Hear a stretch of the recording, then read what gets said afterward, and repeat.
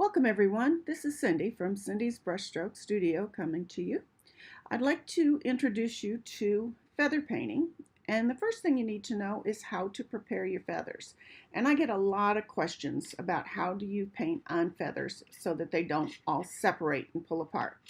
So just to give you an idea, this is one of my feather paintings that if you come to my studio and take a class or seek me out at one of the painting conventions, this is what you might find me painting, is my bison.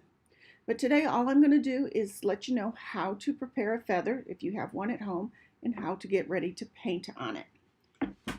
So this is an example of a turkey feather. This is one of the male turkey's his tail feathers.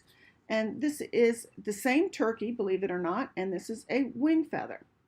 So any feather that you find, all you need to do is wash them in soap and water, and I use a little bit of bleach, kills off any germs, and just wash them as if you were washing a glass or a plate.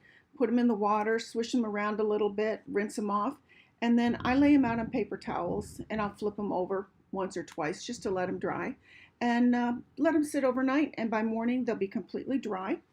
If they have separated, and sometimes like the turkey feathers, since they get into fights and brushing their feathers on the dirt, you'll find them they sometimes separate like this.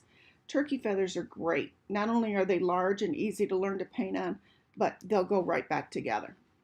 So anyway, all you're going to do once you have your feather washed and dry is flip it upside down, because this is the back side of the feather, and you're going to take masking tape. Now I get my masking tape from Walmart or like Home Depot, Lowe's, something like that.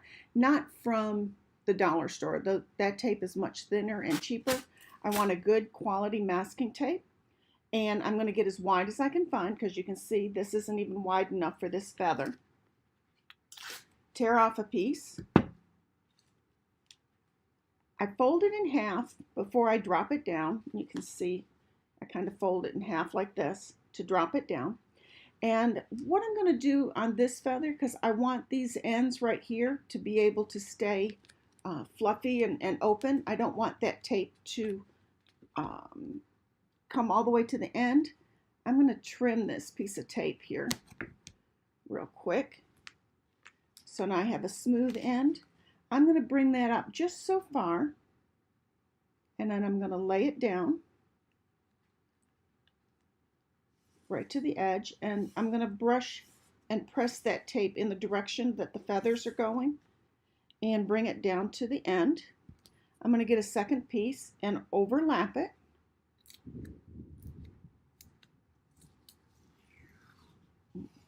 You can see this is nice and thick and sturdy tape. Just pull off a piece about the size that I need.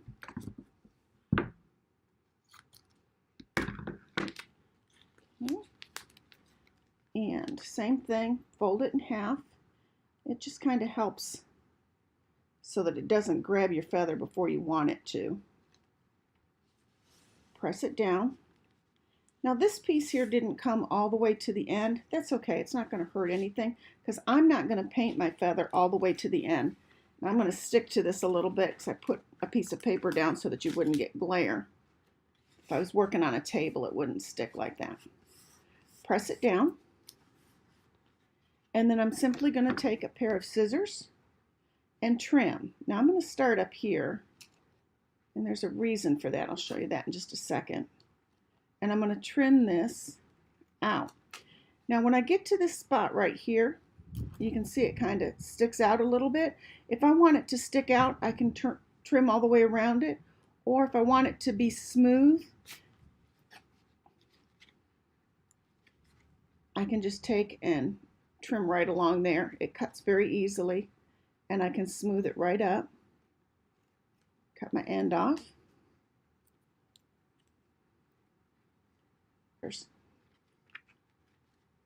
Turn it around. Do the same thing from the other side.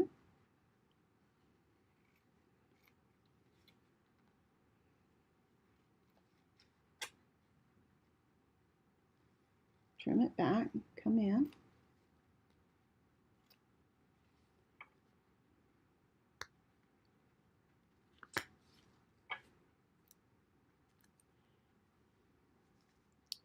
And then what I've got down here where it's all fuzzy, I want to leave that fuzzy.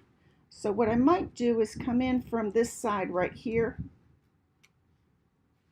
and I'm going to trim it coming from the other direction. Let me come from up here. Coming from the other direction down. That way I can pull this off and leave these ends fuzzy. I don't know how well you can see that, but you get the little fuzzies at the end. And then once I finish cutting it, I'm just going to flip it back over, press it down again, make sure it's down good and firm.